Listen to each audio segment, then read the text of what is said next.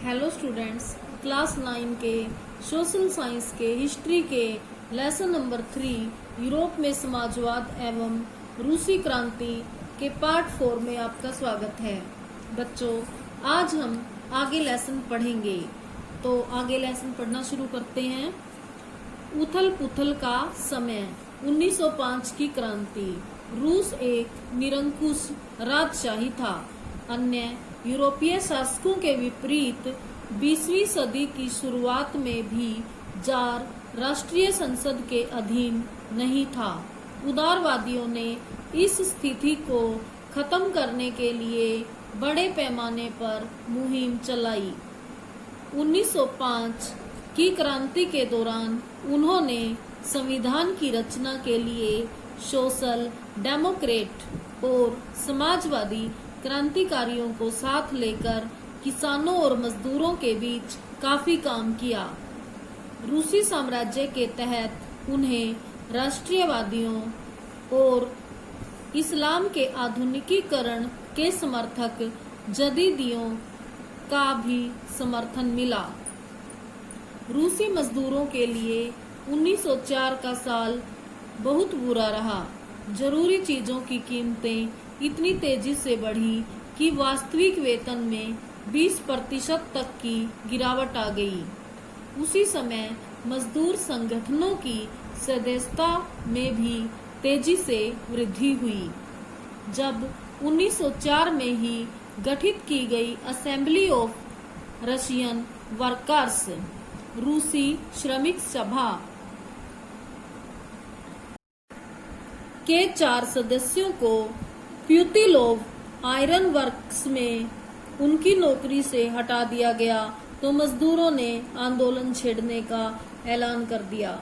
अगले कुछ दिनों के भीतर सेंट पीटर्सबर्ग के 1,10,000 से ज्यादा मजदूर काम के घंटे घटाकर 8 घंटे किए जाने, वेतन में वृद्धि और कार्य स्थितियों में सुधार की मांग करते हुए हड़ताल पर चले गए। इसी दौरान जब पादरी गेपोन के नेतृत्व में मजदूरों का एक जुलूस विंटर पैलेस के सामने पहुंचा, तो पुलिस और कोसैक्स ने मजदूरों पर हमला बोल दिया। इस घटना में 100 से ज्यादा मजदूर मारे गए और लगभग 300 घायल हुए। इतिहास में इस घटना को खूनी रविवार के नाम से याद किया जाता है। 1905 की क्रांति की शुरुआत इसी घटना से हुई थी। सारे देश में हड़तालें होने लगी। जब नागरिक स्वतंत्रता के अभाव का विरोध करते हुए विद्यार्थी अपनी कक्षाओं का बहिष्कार करने लगे, तो विश्वविद्यालय भी बंद कर दिए गए। वकीलों, डॉक्टरों, इंजीनियरों और अन्य मध्यवर्गीय कामगारों ने संविधान सभा के गठन की मांग करते हुए यूनियन ऑफ यूनियंस की स्थापना कर दी। नए शब्द, निरंकुश राजशाही, राजा का बिना रोक टोक शासन। जदीदी, रूसी साम्राज्य में सक्रिय मुस्लिम सुधारवादी। वास्तविक वेतन, यह इस बात का पैमाना है कि किसी व्यक्ति के वेतन से वास्तव में कितनी चीजें खरीदी जा सकती हैं। 1905 की क्रांति के दौरान जार ने एक निर्वाचित परामर्शदाता संसद या ड्यूमा के गठन पर अपनी सहमति दे दी। क्रांति के समय कुछ दिन तक फैक्ट्री मजदूरों की बहुत सारी ट्रेड यूनियनें और फैक्ट्री कमेटियां भी अस्तित्व में रही।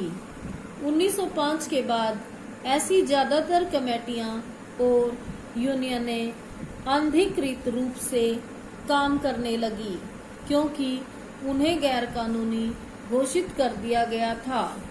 राजनीतिक गतिविधियों पर भारी पाबंदियां लगा दी गई। जार ने पहले ड्यूमा को मात्र 75 दिन के भीतर और पुनर्निर्वाचित दूसरी ड्यूमा को 3 महीने के भीतर बर्खास्त कर दिया।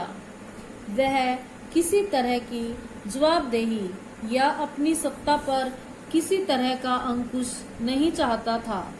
उसने मतदान कानूनों में फेरबदल करके तीसरी ड्यूमा में रूढ़िवादी राजनेताओं को भर डाला। उदारवादियों और क्रांतिकारियों को बाहर रखा गया। से रूस में 30 लाख से ज्यादा लोग शरणार्थी हो गए। इन हालात ने सरकार और जार दोनों को अलोकप्रिय बना दिया। सिपाही भी युद्ध से तंग आ चुके थे। अब वे लड़ना नहीं चाहते थे। से रूस में 30 लाख से ज्यादा लोग शरणार्थी हो गए।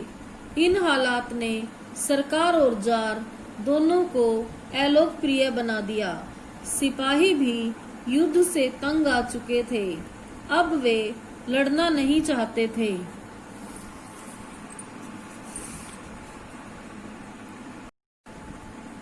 युद्ध से उद्योगों पर भी बुरा असर पड़ा। रूस के अपने उद्योग तो वैसे भी बहुत कम थे। अब तो बाहर से मिलने वाली आपूर्ति भी बंद हो गई, क्योंकि बाल्टिक समुद्र में जिस रास्ते से विदेशी औद्योगिक सामान आते थे उस पर जर्मनी का कब्जा हो चुका था। यूरोप के बाकी देशों के मुकाबले रूस के औद्योगिक उपकरण ज्यादा तेजी से बेकार होने लगे। 1916 तक रेलवे लाइनें टूटने लगी। अच्छी सेहत वाले मर्दों को युद्ध में झोंक दिया गया। देश भर में मजदूरों की कमी पड़ने लगी और जरूरी सामान बनाने वाली छोटी छोटी वर्कशॉप्स ठप होने लगी।